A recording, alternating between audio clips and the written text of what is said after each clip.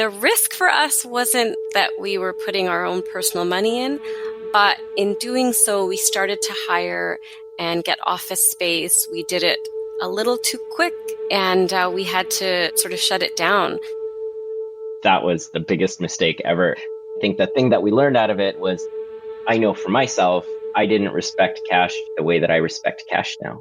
My cash was on the line. I didn't realize how fast it could go when you let go just a little bit and make those mistakes. I'm Nooshin Alibhai. I'm the CEO. I'm Erik Klimuk. I am the CTO. And the two of us are the co-founders of Support Bench. This is Code Story, a podcast bringing you interviews with tech visionaries. Like 6 months moonlighting. There's nothing at the back end. Who share what it takes to change an industry. I don't exactly know what to do took next. many goes to get right. Who built the teams that have their back. The company is its people. The teams help each other achieve. I was proud of our team. Keeping scalability top of mind. All that infrastructure was Yes, we've been fighting it as we grow. Total waste of time. The stories you don't read in the headlines. It's not an easy thing to achieve, mind Took it you. off the shelf and dusted it off and tried it again. To ride the ups and downs of the startup life. You need to really want it. Not just about technology. All this and more on Code Story.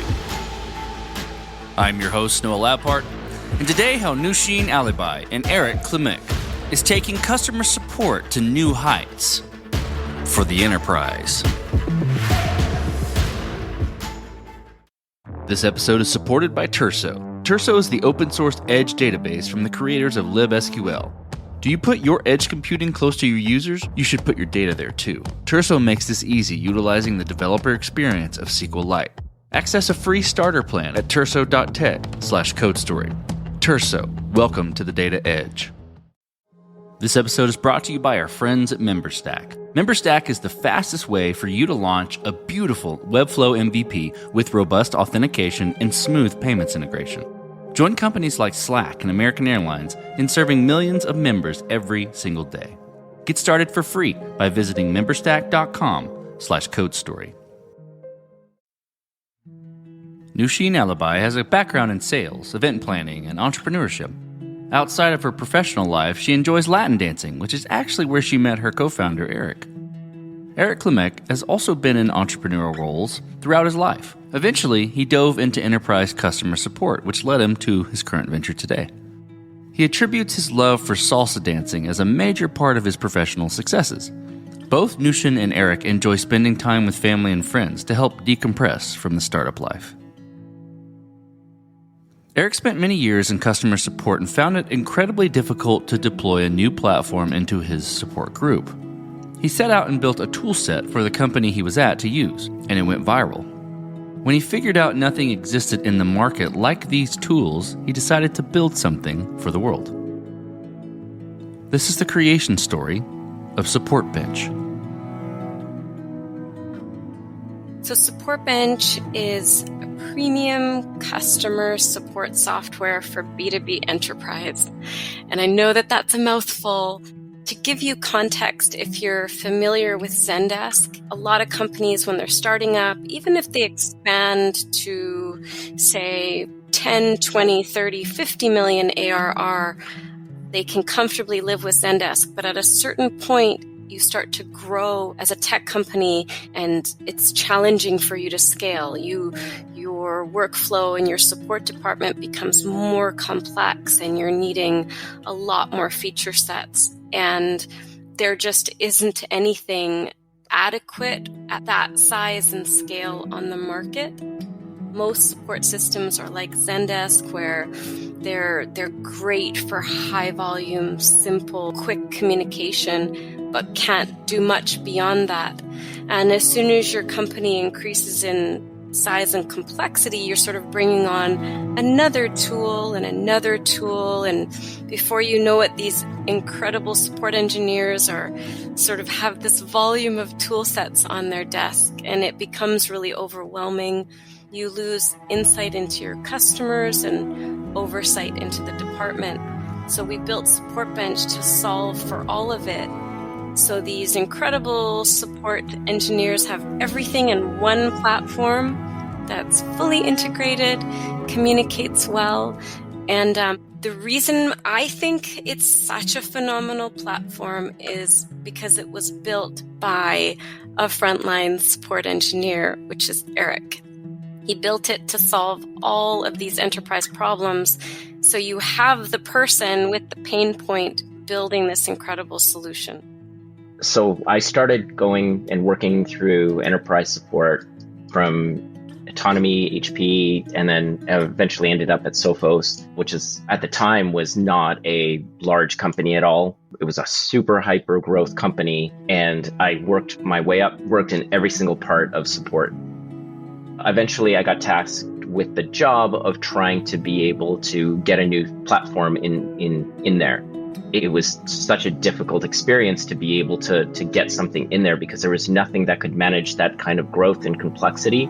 We tried every single system, and we eventually ended up with one, which ended up being a complete failure. I was a manager at the time, and what I wanted to do was I needed my guys to be able to manage these big enterprise companies like WPP or GE or all these big guys. And we had no tool that could actually manage them in a way where I could look at analytics, I could look at what's going on with these customers on the fly. So I built a tool set to be able to do that. Eventually, kind of went viral, and it took over the entire infrastructure of this company, which was great. I realized at that moment, once we had somebody from Gartner come in that kind of mentioned that there's nothing can really do this. There's different tools on the market, as you know, enterprise tools for support, but they were all built with very different purposes. Zendesk is really built for e-com and smaller help desks. That's the genesis of the project. And Jira was built off of project management at its heart. Salesforce was built for sales teams. ServiceNow was built for ITSM, and there was nothing really on the market that really focused on B2B. And that's kind of where I started building it, and that's kind of the genesis of the project. Let's dive into the MVP. This one will be for Erik. Tell me about that first product you built. How long did it take you to build, and what sort of tools did you use to bring it to life? I've always worked inside of Microsoft products, so I went straight to my roots, and I went straight into .NET. And right from the get-go, I knew that I couldn't build infrastructure in place, so we went straight to use Azure as a platform. So we don't manage any infrastructure. It gave us a lot of advantages and a lot of really easy to be able to get everything from SOC compliance to scaling is really easily. So the only thing that I really had to worry about was code base. It took me a couple of years to get it to the point where we had enough features that we could go out there and start selling, and Nooshin was able to bring on our first few clients. I'm going to stick on the MVP for a minute. When you're building anything, you've got to make certain decisions and trade-offs around maybe approach, technical choice, or tech choice. You mentioned Microsoft, maybe acceptance of technical debt, or even architectural design. Tell me about some of those that you had to work through and you had to make. And specifically, I'm curious about how you coped with those decisions. Everything that I've always built was a single purpose for something. It was to have a certain job done at one particular company that solved the problems of one particular requirement. It took many refactors of code to get to the point where it would be something that we could sell to the market in a way that anybody could just sign on, get a trial, and just start jumping away. I knew there was a lot of security requirements. I knew there was a lot of different little hoops. I knew there was going to be scalability issues, and it took me a long time to figure out how to be able to do that and how to be able to create a multi-tenant application. I knew I wanted to be able to solve the problem of these B2B mid-size and enterprise clients, how to be able to make it scale from the get-go and how to be able to make it as stable as possible so that, because if for 1 minute our system goes down, man, that phone starts ringing like crazy. To be able to get that MVP going with all of those things in mind took a lot longer than I wanted. This episode is encrypted by CipherStash. Data breaches are becoming a fact of life. Know why? One of the reasons is because developers lack the right tooling to get the job done, i.e. encryption at rest tools are complex and inadequate. The solution? Encryption in use with CipherStash. CipherStash uses searchable encryption in use technology, providing continuous and universal protection for sensitive data. With CipherStash, you can turn your existing database into a vault, utilizing zero-trust key management, SQL native, and with no code. Though encryption is complicated, CipherStash is easy to use. The tool fully supports SQL via a drop-in driver replacement, supporting the query types you know and love today. And did we mention it's fast? For queries over 100 million records, you can expect additional overhead of less than 1 millisecond. It's a no-brainer. Get started by reviewing their docs or downloading sample projects in Rails or Node plus Sequelize today. Visit cypherstash.com/codestory and get started protecting your data. This episode is supported by Treble. This day and age, APIs are a fact of life. And as such, product and engineering teams need tooling that is lightweight, real-time, and data-rich to help them ship and maintain APIs faster. That's where Treble comes in. Treble is an all-in-one platform for the entire API lifecycle. The product offers world-class monitoring and observability, providing more than 40 data points for each request, enabling you to understand everything from performance to user behavior. Dashboards help connecting your entire team for lifecycle collaboration. Documentation is automatically generated, saving massive amounts of time for your development team with every new release. And setting up Treble? Super easy and fast. In 3 simple steps, you can be up and running with their platform. Their pricing is designed to support API teams of all sizes. So get started with Treble today and automate your API ops. Did I mention they have a free forever plan? Find out more by visiting treble.com/codestory. That's TRBLLE.com/codestory. So you got the MVP, it's working. Right? How did you progress the product from there and mature it? I think what I'm curious about is how you went about building your roadmap and, how you went about deciding, okay, this is the next most important thing to build. Being the person that's actively coding it and, having these initial conversations, with Nooshin, with these customers, we had to make decisions very early on whether we wanted to be able to get into that feature trap of building a feature for a specific person or building a feature for the actual product that would benefit everybody that we could sell in some way. So a lot of it has been customer driven. I think a lot of companies are probably the same way as they start. As you start getting into these discovery calls and these people that are about to pay you some money, you got to meet certain requirements. The really nice thing about our market is the support people at the level that we're that we're breaking into the market, they already have their requirement sheet already set. So they know who they are, they know their support team, they know what they need to be able to get the job done, and they know their gaps. So actually pretty easy to be able to build the roadmap at the start because they had their requirement sheets already set. And if we couldn't meet those requirements, then we couldn't move forward with any of the deals. Okay, so let's switch to team. And this will be interesting. I'm always curious how a team goes about this. So how did you build your team? And what did you look for in those people to indicate that they were the winning horses to join you? Along the way, one of the areas that Eric and I have really focused on, and I think it has done huge benefits for us, is we've always tried to align ourselves with other incredible entrepreneurs that are steps ahead of us. They can almost, they're clairvoyant. They almost show us the future, what to step into. And people in our industry are very generous with their time and advice. And so I have an immense amount of gratitude for these great people. One of the things we learned really early on, that's going to be a very big expense for you. Make sure, you're cognizant of your runway. Hire very slowly, fire very quickly. And I think a lot of what we took from the advice we got was we're going to take our time. We're going to find incredible people, really good staff with vision that are excited about working for a startup, that can sort of see that we're going to be doing great things into the future and sort of have that startup vision. So we were always really careful and cautious about who we hired. But once we had them, we treated it like a community.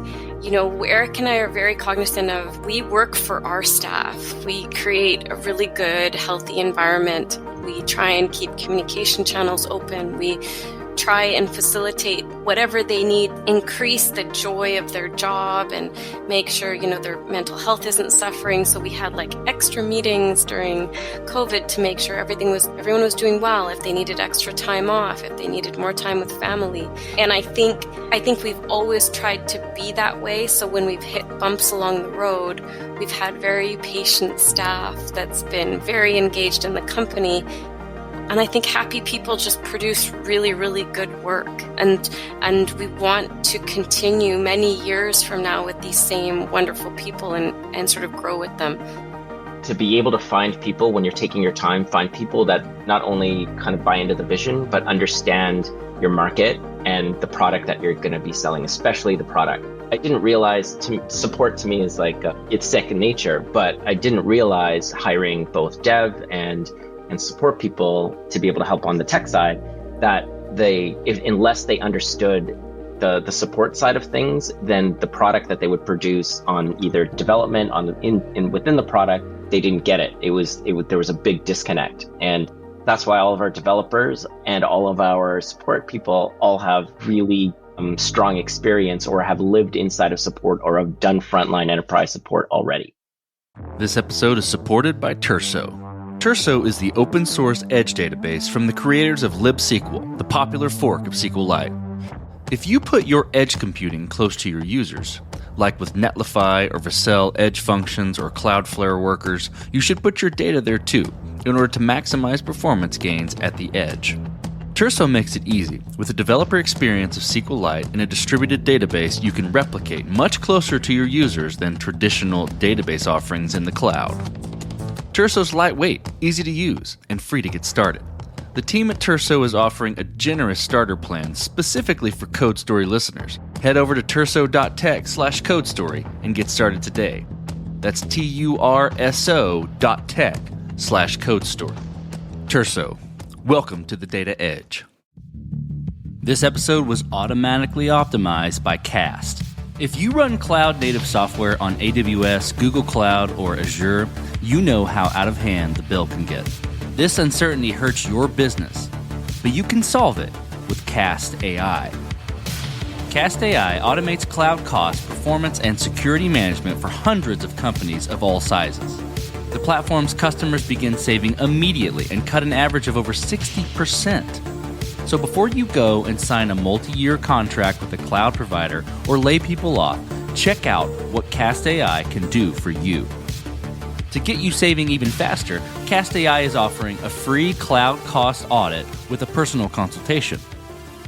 Visit cast.ai/CodeStory to get started.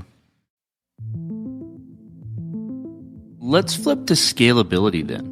I'm curious about how you've approached it. Was this built to scale efficiently from day one, or have you been fighting this as you grow in any sort of capacity? And again, that can be technology, that can be approach, and it can be people. Tell me about that.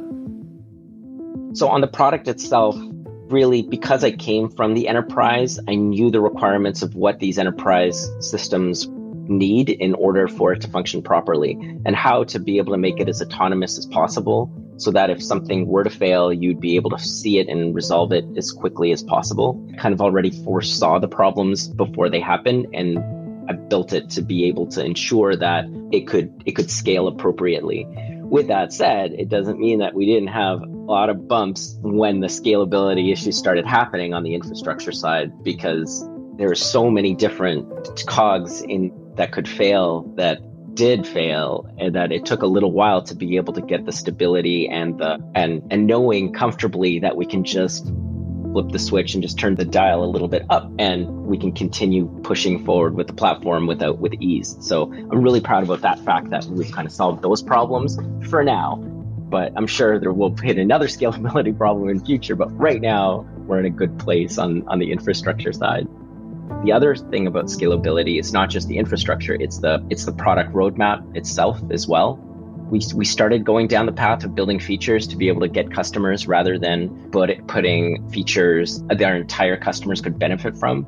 It's really easy to be able to cut on that, especially with the kinds of customers that we have on board. So that was a little bit challenging. And I think we have a really good process in place now to be able to deal with it and to be able to manage the future of these features and interface issues that will continuously arise as we evolve the product. When we've been moving forward, one of the big areas for us is absolutely and completely built for the enterprise. Every thought, every feature set was to benefit the enterprise. But when we were just bringing on our first few customers, we were like, we need to prove to ourselves and our customers that we're good, we can handle everything, because support is business critical. If other systems go down, your company is fine. Your support system cannot go down. That's every ounce of every contact you have with customers is right there. We needed to make sure that the product was really strong, that we could support the product. Of the mistakes we could make, we never wanted it to be with a customer. Okay, as you step out on the balcony and you look across all that you've built, what are you most proud of? When we started, we had a vision, and when you begin as a tech entrepreneur, your vision is lofty and it's utopian. And I'm so glad that we wrote it out and we said, we're going to be the best. We're going to be top 4 competitive customer support platforms in the industry, and we're going to deliver the best support. And we're going to make our customers the priority. And we're going to change the game by improving people's lives. So we weren't really entirely focused on the bottom line. We were like, revenue will come if you're delivering incredible product and service and your passion is in it, revenue will come. But we said we wanted to be one of the bigger players and really change the landscape of support and deliver this incredible, incredible product for these people that we were so aligned with our thinking, these amazing frontline customer support engineers. And I'm really proud that we didn't veer off, that we had opportunities along the way to say, align with umbrella companies that would have pushed us in a different direction because it suited equity, or would have pushed us to align with partners and resellers that, would have taken us off our trajectory, might have made us focus more on, the bottom line of the company rather than the vision and the dream.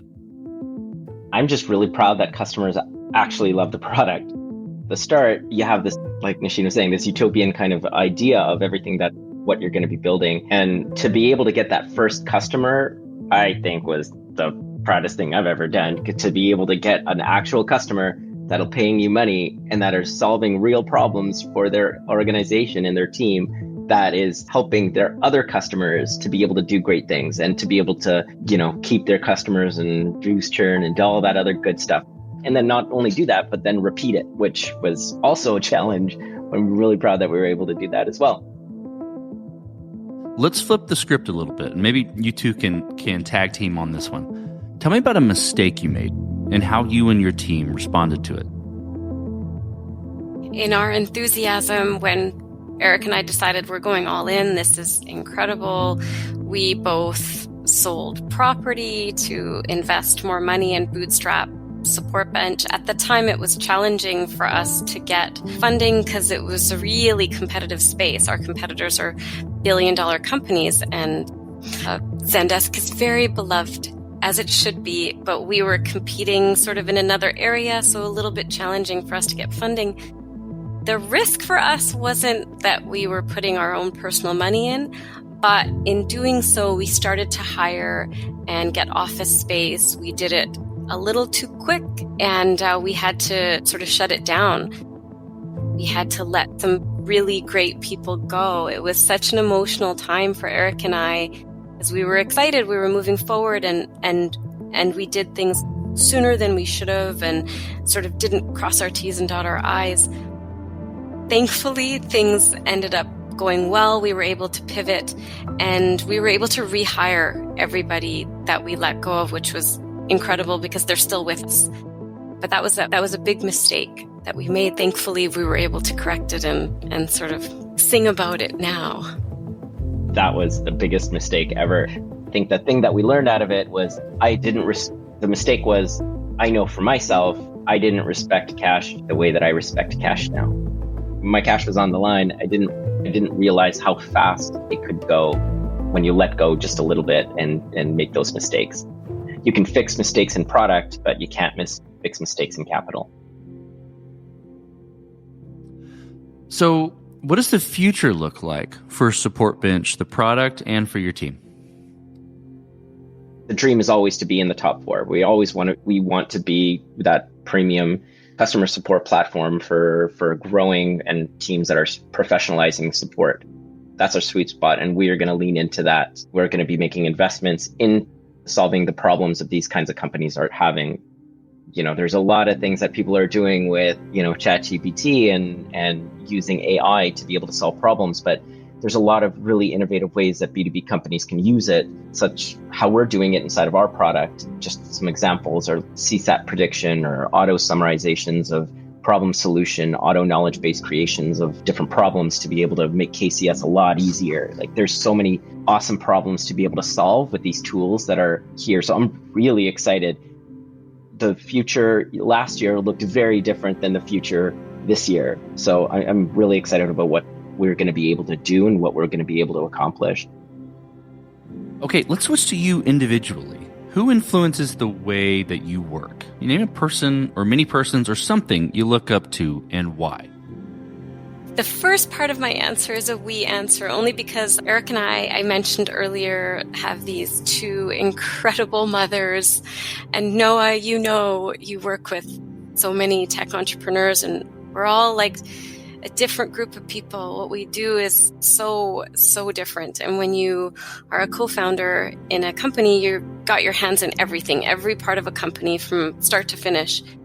Eric and I have invested our own personal funds and so much of our time and, missed out on family vacations and all of that stuff. And we have these two incredible supportive moms who could have along the way put a lot of pressure on us for us to not continue moving forward. These women, they are beasts. They are like, heat behind us. They're the rocket ships pushing us forward.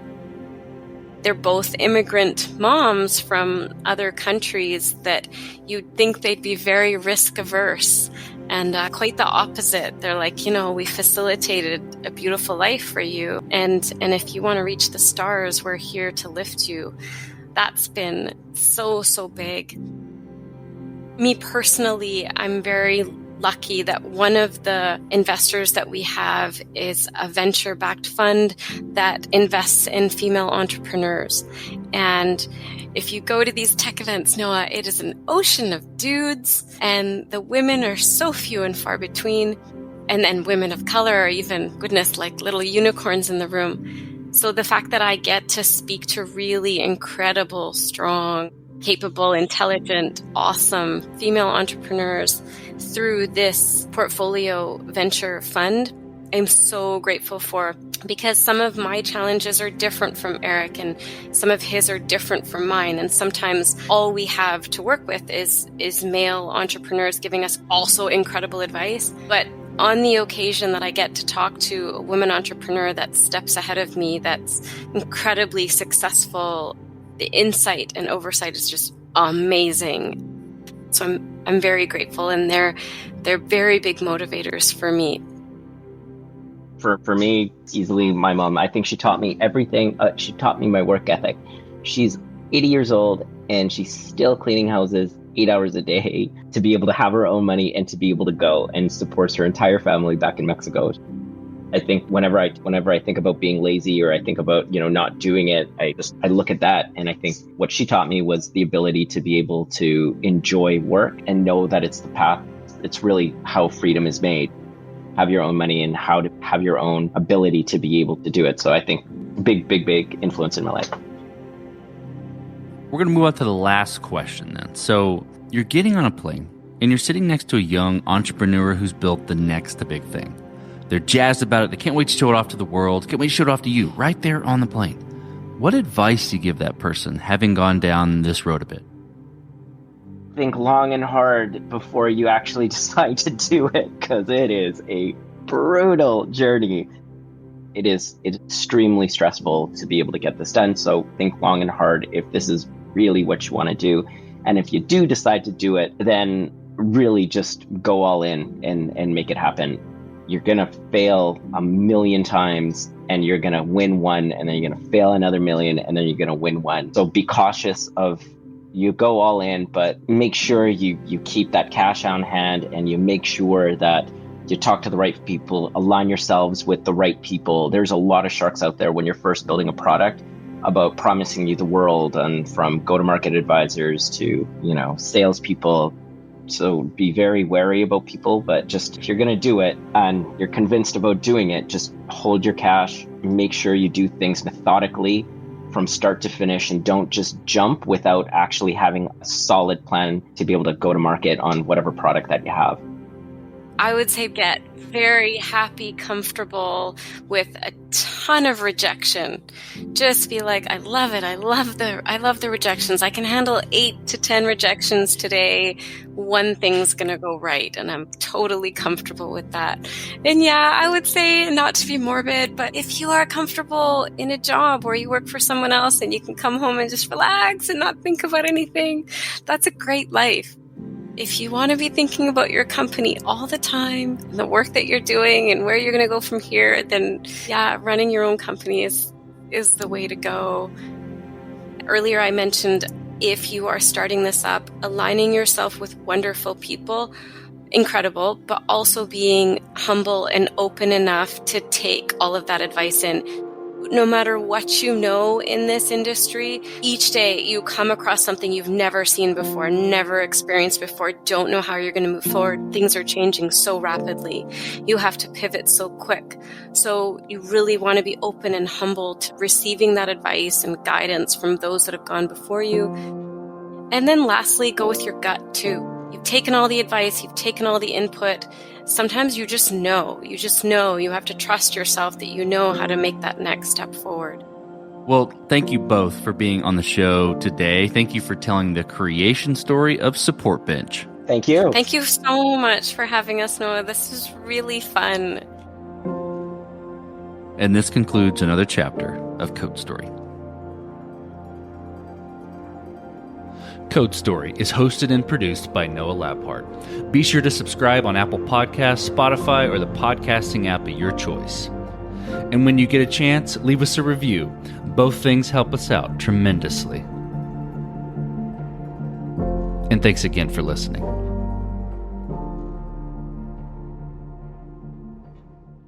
What's the difference between DIY and doing it yourself? It's the difference between a part-time passion and a full-time business. Wix gives you the power to turn your passion into a moneymaker. With a website that fits your unique vision and the business tools you need to succeed. Let your ideas flow with AI that guides you, but keeps you in the driver's seat. Manage your business from one dashboard and keep it growing with built-in marketing features. It's time to turn your daydream into your dream job. Do it yourself. Go to Wix.com.